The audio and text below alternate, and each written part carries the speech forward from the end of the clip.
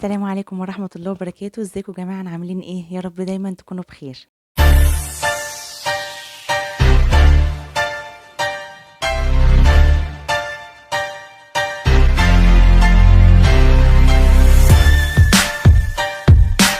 قصة غريبة شويتين تلاتة. تخيل تكون قاعد في امان الله ويجي حد يقولك ان هو اخوك، وبعد 19 سنة يطلع لك اخ فجأة. شيء غريب بصراحة. القصة بدأت ان كانت في بنت طالبة في ثانوية عامة، لقيت ان في واحدة عمالة تقرب لها وتتودد لها وتحاول تتعرف عليها بكل الطرق. طبعا عادي، ممكن نقول زمايل صحاب، مفيش مشكلة. ولكن البنت كانت غريبة شوية معاها، كانت بتحاول تعرف عنها كل كبيرة وصغيرة، بتحاول تعرف تفاصيل، يعني بتتدخل من الآخر في خصوصيات للأسرة. البنت برضو ما شكتش فيها، هي اللي هي صاحبة المشكلة ما شكتش فيها، بس كانت ايه، مستغرباها. وبدأت البنت التانية دي تحاول تروح لها كل الدروس بتاعتها، رغم ان التانية دي كانت أدبي وصاحبة المشكلة دي كانت علمي. بدأت تروح لها دروسها وتقعد تسألها عن باباها، وتسألها عن بيتعامل معاها ازاي، بيخرج معاها فين، بيصرف عليها ازاي، بيجيب لها ايه، بيوديها فين. أسئلة غريبة كده. المهم ان هي جت في مرة وقالت لها اسمها بالكامل. فالبنت صاحبة المشكلة استغربت، لان ممكن عادي ان يتصادف ان يكون في اسماء متشابهة، ولكن بيختلف في الاسم الاخير اللي هو بيبقى اسم العيلة ده. بس البنت كان اسمها متشابه معاها بالظبط في كل الأسماء، حتى باسم العيلة. بس البنت برضو ما فهمتش، فقالت لها يعني تقصدي ايه، او عايزة تقولي لي ايه. فالبنت التانية دي ضحكت لها ضحكة صفرة كده وسابتها ومشيت. المهم ان جت بعد كده قعدت تقول لها انا البنت الاصليه لباباكي، مش انتي البنت الاصليه، انتي بنت سوري يعني حرام. انا بنتهم، انا المفروض اتمتع في خيرهم انا وانا. البنت استغربت الموقف غريب جدا، هو هيطلع لي حد كده فجاه من تحت الارض تقول لي ان انا المفروض ان انا بنت الاسره دي، وان انا مش انا. يعني انتوا متخيلين؟ انت مش انت، وفي واحد تاني بيجي يقول لك لا، ده المفروض ان انا اللي ابقى مكانك. المهم ان البنت لما راحت قالت لاهلها، الاب كان على يعني في مشاكل بينه وبين بين اسرته، يعني بينه وبين عيلته. فالمهم اتصل بالعيله بيحاول يفهم ايه اللي بيحصل بالظبط، وهل دي مثلا مقلب عاملينه في البنت او حاجه. فقالوا له لا، ده احنا لقينا بنت من زمان واخدناها ربناها وكتبناها باسمك انت ومراتك. طبعا الموضوع غريب شوية، غريب اللي هو يعني هو اي حد هيلاقي حد هياخده يربيه ويكتبه باسم حد تاني؟ طب ما كان الاولى اللي اخده رباه ده، ولا كانوا كتبوا باسمه؟ فالموضوع كان غريب. المهم ان البنت دي بدأت تعمل للأسرة دي مشاكل في حياتها، عن طريق ان هي بتوصل للبنت اللي هي صاحبة المشكلة، وتخليها وتشتمها، تبعت لها عن طريق ناس ان انتي بنت حرام، ان انتي مش بنت العيلة دي. كلام كتير كده، يعني ما تحسوش ان هو راكب على بعضه. يعني في مشاكل بين الأسرة وبعضها، بس هل المشاكل دي ممكن تخلي الإخوات يعملوا مشكلة لأخوهم؟ الحقيقة الواحد بيسمع عن مشاكل وبلاوي بتحصل كتير في الدنيا، فما نقدرش نقول إن لأ ما بيحصلش، لأ بيحصل وممكن الإخوات يأذوا بعض، وممكن الأسرة تضايق بعضها وتسبب في أذية ومشاكل لبعضها. وكم سمعنا من مشاكل لأولاد قتلت أهلها، والاهالي قتلوا عيالهم. في الدنيا بلاوي كتير، ربنا يكفينا الشر يعني. هسيبكم مع الفيديو اللي جاي ده تشوفوا كلام البنت اللي هي فجأة بعد 19 سنة ظهرت لها أخت فجأة. تعالوا نشوف مع بعض القصة، نسمعها منها ونرجع لبعض تاني. اهلا بحضرتك. عرفينا بنفسك. انا منة الله علي. بعد 19 سنة كنت في دروس الثانوية العامة. دخلت سنتر عادي زي اي طالبة. فلقيت واحدة بتتعرف عليا، تعرفت عليها عادي زيها زي بقية البنات زمايلي. لقيتها بتحاول تقرب مني وبتثبت لي بطريقة غير مباشرة ان هي اختي، او ان هي اسمها زي اسمي بمعنى اصح. فانا عادي بالنسبه لي، في ناس كتير بقابلها سواء في اللجان المدرسه وكده ان هي اسمها زي، بس الاسم الاخير بيبقى مختلف. فقعدنا بتاع حوالي اسبوع او اكتر، لقيتها بتحاول تقرب مني اكتر، بتجيلي الدروس اللي هي مش مشتركة، لان انا كنت علم علوم وهي كانت ادبي. فلقيتها بتيجي وبتحاول ان هي تقرب مني، تخرج معايا، عايزة تعرفني اكتر، تعرف عني تفاصيل حياتي. ايه الاسئله اللي كانت بتسالها لك او كانت بتدخل في تفاصيل حياتك ازاي؟ باباكي معاكي، مامتك معاكي، باباكي جايب لك اللبس ده، باباكي صارف عليكي الفلوس دي، واخده الفلوس من مين وانت نازله، باباكي بيعايدك في عيد ميلادك، الموبايل ده باباكي جايبهولك، هو انت متصوره مع باباكي ازاي، وريني كده صوركم. فعادي، انا بالنسبه لي كده كده مش هتفرق معايا، دي صور شخصيه وبنزلها على السوشيال ميديا. بعد كده بقى لقيتها جت مره في درس في سنتر بعيد جدا، ما كانش في وسط الاماكن اللي احنا كنا بناخد فيها الدروس عموما، وبتقولي اسمها بالكامل، اللي هو نفس اسمي، منة الله علي محمد احمد فرج، وهي اسمها هبة الله علي محمد احمد فرج. فانا سمعت الكلمه وما فهمتش، فبقول لها يعني ايه، قال راحت ضحكه ضحكه صفرة كده وسابتني ومشت. لقيتها جت بعديها بابايا بحكي له، فكلم اهله بيقول لهم هو انتوا في حد من عندنا اللي هم ولاد اخواته، هو فاكر ان حد من ولاد اخواته مثلا يعرف حد وبيقول لي كده بيلعب عليا يعني. قالوا له لا، ده احنا لقينا بنت وسجلناها باسمك انت ومراتك. فقال بعد لهم 19 سنه؟ بعد 19 سنة، يعني في ثالثه ثانوي، شهر 3 2019.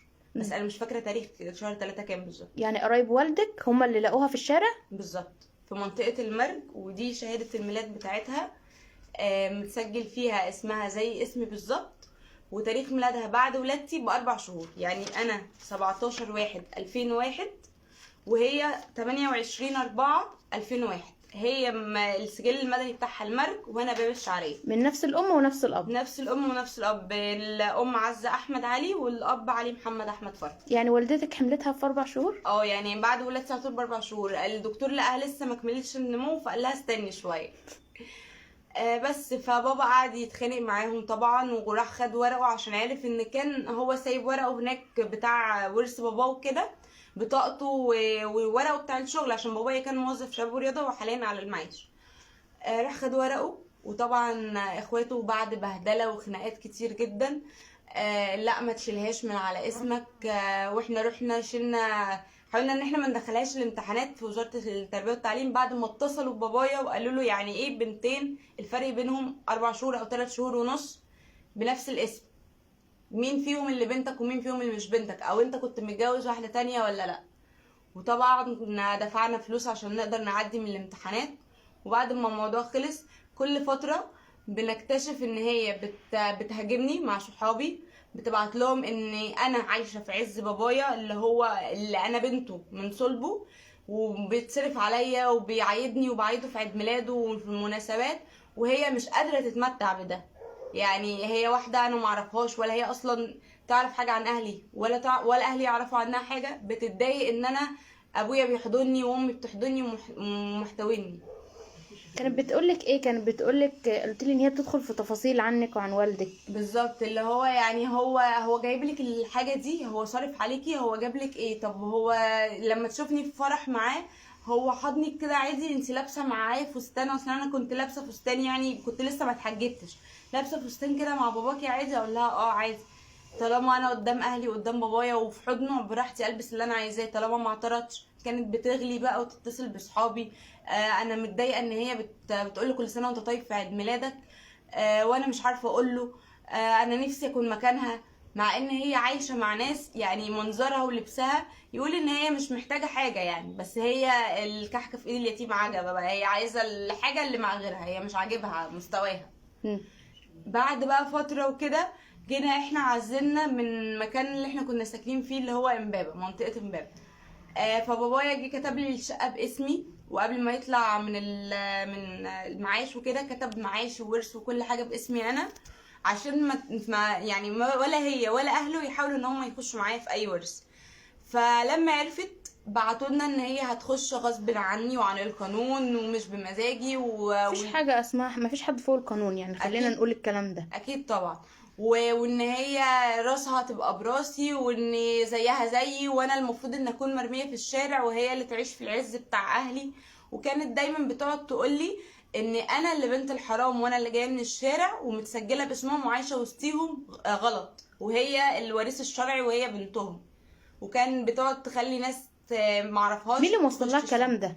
اهل بابايا، طب وايه اهل عماتي باباكي يعني ايه مصلحتهم انهم يؤذوا اخوهم ويجيبوا بنت من الشارع يكتبوها باسم؟ ما بيحبوش ولا مامتي ولا انا ولا بابايا. هما وقفوا كده في مره قالوا له احنا 5 اخوات وانت اخ لوحدك، يعني انت لوحدك بقى ببنتك بمراتك، واحنا بعيالنا كلنا ضدك. وهم فعلا عملوا كده. انا دلوقتي المفروض متخرجه من ثانويه عامه ومن الجامعه، يعني بقالي 5 سنين. هم 5 سنين قاطعين اخوهم، ما يعرفوش اخوهم لو تعب خد ابره، ما يعرفوش هو خدها بسبب ايه او عنده ايه، ما يعرفوش اي حاجه عنه، واحنا كمان ما نعرفش حاجه عنه. طيب والدتك يعني هي واثقه طبعا في والدك وكل حاجه، بس ما طبعا شكتش ولو للحظه ان ممكن يكون اتجوز عليها؟ لا، لان كان الوقت بتاع التسجيل شهادات الميلاد والاسم اللي هو لا، هو بابا اصلا هم قعدوا 2 قبل ما يخلفوني ماما بتتعالج. يعني لو هو عنده بنت او متجوز واحده تانية كان عادي هيقول مش مهم دي تتعالج او تخلف، فانا عندي واحده تانية حامل هتولد بعديها. مم. فاللي هو لا، يعني ماما واثقه فيه جدا، وهي عارفه الشخصيه اللي معاها ازاي. بابايا طيب، ومعنى الكلمه اتحط على الجرح يطيب. بابايا مش زي اخواته ومش زي اهله خالص. طيب قوليلي يعني انتي الفتره دي بقى عايزه ايه، او ايه الضرر اللي واقع عليكي من الموضوع ده؟ الضرر ان هي دايما بتهاجمني على السوشيال ميديا، سواء من طريق صحابي او من طريق ناس تانية، ودايما مطلعاني انا اللي غلط وانا اللي بنت حرام، وهي لا الوريث الشرعي. وبابايا بتقعد تشتمه كتير عشان هو مش يعني بابايا مش بتاع مشاكل. بابايا كل سنه مثلا او كل فتره يقول هنرفع قضيه اسقاط نسب، بس يعني بابايا من النوع اللي طيب، اللي هو بيهتم بيا اكتر. هو مهتم بدراستي بشغلي باي حاجه انا عايزه انجح فيها، هو مهتم بيا انا، مش مهتم بقى بمين كتب ايه ولا مين عمل ايه. قوليلي عن الوهم اللي في دماغها. قلتيلي ان هي متخيله ان والدك يعني غلط مثلا وجابها. جابها من يعني اتجوز واحده تانية وجابها منها ورماها هي بقى وامها في الشارع، واتجوز بقى مامتي وجايبني انا كمان منها. مم. فاللي هو طب ازاي يعني؟ هو في فرق السن كام؟ ده انت فرق السن 3 شهور 4 شهور، الفرق السن مش كبير. والوهم دايما ان انا اللي بنت الحرام، انا اللي لاقوني في الشارع وهي لا. طب انا لو يعني بالعقل لو حد لقى حد في الشارع هياخده هو اللي يربيه، والبنت اللي جايبينها من صلبهم هيرموها لناس تانية؟ اكيد لا. هما سايبينها مع ناس تانية قرايب بابا، هما اللي سايبينها مش بابايا. انا بابايا ومامتي زيهم زي، عرفوا بعد 19 سنة، ما كانوش يعرفوا من البداية. لو كانوا عرفوا من البداية كان من اول شهر حتى كانوا عملوا لها اسقاط نسب. هما يا ريت كانوا يعرفوا من البداية. مم. بس انتي بتطالبي بقى بايه دلوقتي؟ انا حاليا مش عايزه البنت دي يكون اسمها على اسم بابايا ومامتي، زي ما بابايا ومامتي برضه هما مش حابين ان تكون باسمهم. هما شايفين ان هما ما جابوش غير بنت واحده، وعايزين البنت الواحده دي هي الوريث الشرعي وهي كل حاجه ليهم. انا كمان نفس الكلام، مش عايزه تخش معايا في ورث ولا يبقى عندي اخت. انا عايشه 22 سنه من غير اخوات، مش هاجي على اخر الزمن بقى بابايا ربنا يديله طولة العمر ان شاء الله، اخر الزمن الاقي فجاه طلع لي واحده ما اعرفهاش ولا هي تعرفني تقول لي انا اختك، وتطالب بورث وتطالب بمعاش، وعايزه تدخل في شقه وفي حاجات ملهاش فيها اصلا ربع جنيه.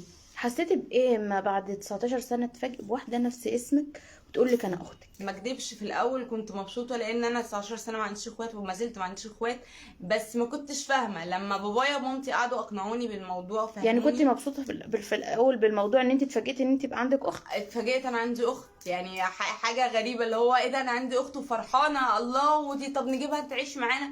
بابايا ومامتي بقى فهموني، يعني قالوا لي لا دي مش اختك واحنا مش جبناها. انا 19 سنه برضو كان سني لسه صغير وعقلي صغير، مش فاهمه حاجه. كان بالنسبه لي انا لحد ثانويه عامه انا من الدرس للبيت ومن البيت للدرس. لو جبت وجبه بعد الدرس باكلها في البيت حتى، يعني ما باكلهاش في الشارع. فبالنسبه لي لا، انا فرحت بعد كده لما فهمت الموضوع بقى بلغه الكبار، اللي هو لا ايه ده، يعني ايه واحده تشاركني في اهلي؟ يعني ايه واحده تشاركني؟ انا ما كنتش باصه بقى طبعا لورث ولا فلوس ولا معاش، بس يعني ايه واحده تشاركني في بابايا وفي مامتي؟ يعني وهي مش من دم. ما هي مش من دمي ولا حتى مثلا قريبتنا وهتتدخل معانا، لو مثلا بنت عمتي بنت خالتي لا. طب ممكن الناس برضو بتقول ليه ما عملتوش تحليل دي ان ايه يثبت ان هي مش؟ البنت من ساعة ما اثبتت لي نفسها ان هي انا هبة اللي اسمي على اسمك وانا اللي اختك على الورق، اختفت ولا عارفين نوصل لها ولا بتورينا نفسها. بس احنا عارفين ان هي عايشة مع اهل بابايا من بعيد، اللي هي يبقى ابن خال بابايا. عايشه معاه. عماتي اللي كتبوها باسم بابايا خدوها ودوها هناك. انتوا عرضتوا عليها ان انتوا تعملوا تحليل دي ان ايه؟ عرضنا عليها نعمل تحليل دي ان ايه، وعرضنا عليها ان احنا ننهي الموضوع دوت بشكل ودي في المحاكم، اللي هو ما نوصلش الموضوع لشو ولا التلفزيون ولا اي حاجه، اللي هو احنا الاثنين نروح المحكمه اسقاط نسب، شوفي انت عايزه يا بنتي تسجلي اسمك بمين واحنا خلاص تمام. وندفع لك فلوس كمان. يعني انا بابايا عرض عليها فلوس وهي لا، مش هعمل كده. وبتقعد تفتخر بباباها اللي هو عمو صابر قريب بابايا اللي هي عايشه معاه، وتقول بابايا اللي مشرفني ورافع اسمه ورافع راسي والكلام ده كله. طب حلو، طالما انت يعني بتحبيه قوي كده، ممكن تعملي اسقاط نسب وتروحي تعيشي باسمه، ويبقى اسمك بدل هبه الله علي يبقى اسمك هبه الله صابر، ما عندناش مشكله بكده. بس فانا يعني انا الحاجه الوحيده اللي عايزه اوصل لها، ونفسي بجد ان انا ما اتحطش في الموقف ده اكتر من كده. يعني 5 سنين انا زهقت واهلي زهقوا من المشاكل والحوارات اللي بتحصل لنا بسببها. انا مش عايزاها تكون على اسم اهلي ولا تشاركني في اي حاجه. بس تمام. سمعنا مع بعض كلام البنت وشفنا الموضوع. انا يعني مش مرتاحة، حاسة ان في حاجة غلط، واكيد انتوا كمان حسيتوا بالاحساس ده لما شفتوا معايا الفيديو.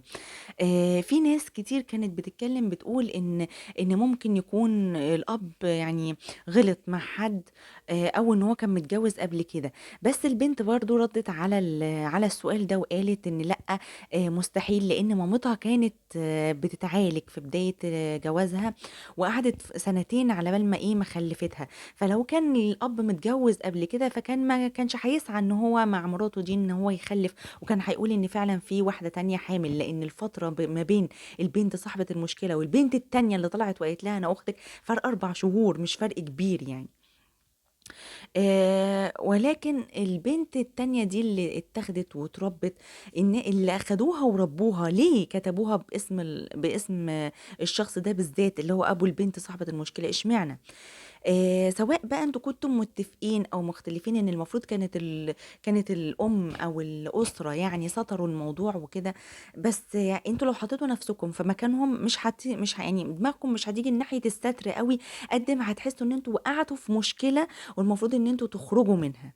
لان في ناس كانت شايفه ان المفروض كانت الاسره سطرت على البنت دي، وما كانتش يعني ما كانتش وسعت الموضوع ووصلته لمحاكم والمشاكل، رغم ان هم على حد كلامهم يعني ما كانوش عايزين اصلا محاكم ومشاكل، وحاولوا يعرضوا على البنت دي فلوس بانها تبعد عنهم وان هم يعملوا اسقاط نسب. ولكن برضو البنت وهي بتتكلم بتقول ان باباها كان عايز يعمل قضية اسقاط نسب، بس هو كان مهتم في المقام الاول بيها وبشغلها برضو الحتة دي ما دخلتش دماغي قوي. هو المفروض ان هو لو اب مهتم ببنته ده ما يمنعوش ان هو يسعى في الموضوع التاني ويعمل الاسقاط النسب، لان البنت دي لو فضلت موجودة باسمه هتتسبب في مشاكل لبنته. فازاي ان هو لا انا بابايا طيب، انا بابايا مش عارفه ايه. هنا الحته دي ما دخلتش دماغي قوي، حسيت برضو ان في حاجه غلط، في مشكله.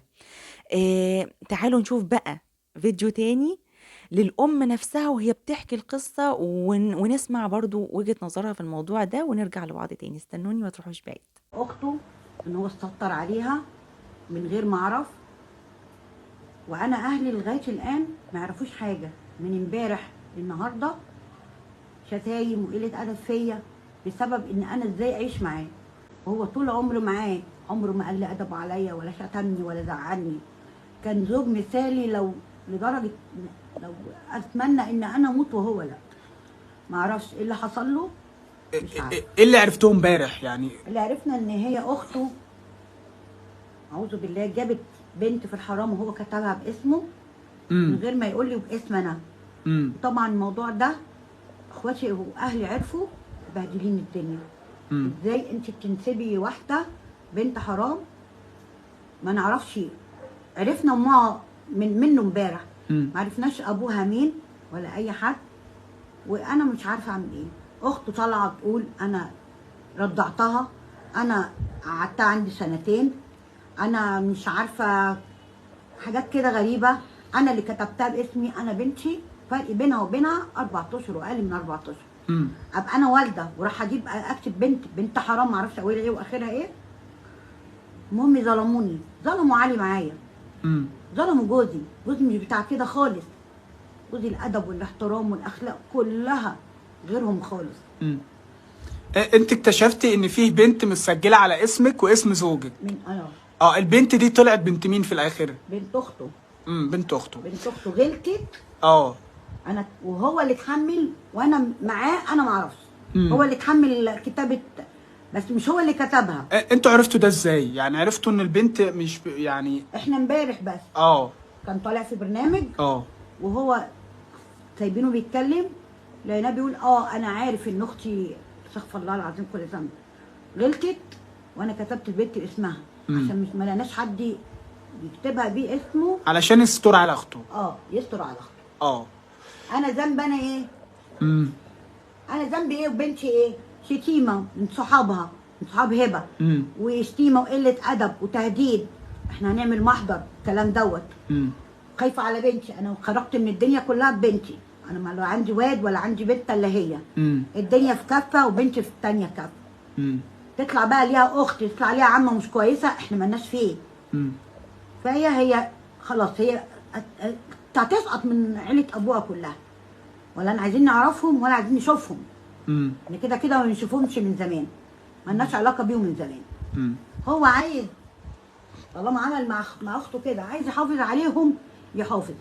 انا عن نفسي انا عايزه اخلص من الموضوع ده، يشيل اسمي انا عايزه هو يشيل اسم انا اشرف منهم، ويخليه نفسه هو يخليه. انا ما عنديش مشاكل. انا ما عنديش مشاكل بالنسبه له. انت رافضه ان البنت بقى بعد كده تبقى مكتوبه باسمك؟ عشان بنتي ما تبقاش وصمه عار بالنسبه لها. جايه بنت اختها زي ما بتقول في الحرام، لا انا مش عايزه كده. شفنا مع بعض رأي الأم وكلامها، وشفنا في الفيديو ده ردا على سؤالي اللي أنا كنت بقوله، طب هو ليه الأب ما بيسعاش لإسقاط النسب؟ وعلى حد قول البنت في الفيديو الأول إن هو كان مهتم بيها وكل الكلام ده، بس الاهتمام برضو ما يمنعوش إن هو يعمل إسقاط النسب. في الفيديو التاني ده حسيت أو شكيت في احتمالين. أول احتمال إن الأب كان عارف إن أخته عملت يعني فعل يعني حرام وجابت البنت دي، وهو كان عارف، وإن كان عارف إن البنت اتكتبت باسمه وباسم مراته، وسكت طول السنين دي ما اتكلمش عشان ما يعملش مشكلة. ولما البنت دي كبرت وحبت بقى تعرف الدنيا ايه او ماشية ازاي او كده، بدأت تتودد لبنتهم الأصلية، او بدأت ان هي تحس ان لا، المفروض ان انا اكون في المكان ده. الله اعلم. وممكن الاحتمال التاني ان يكون الاب ده ما كانش عارف اصلا، بس لما عرف بموضوع البنت دي وعرف ان اخته هي اللي جابتها، حب يستر على اخته، ولما طلع في برنامج قال انا كنت عارف. الله اعلم الحقيقة فين، والله اعلم الموضوع مشي ازاي.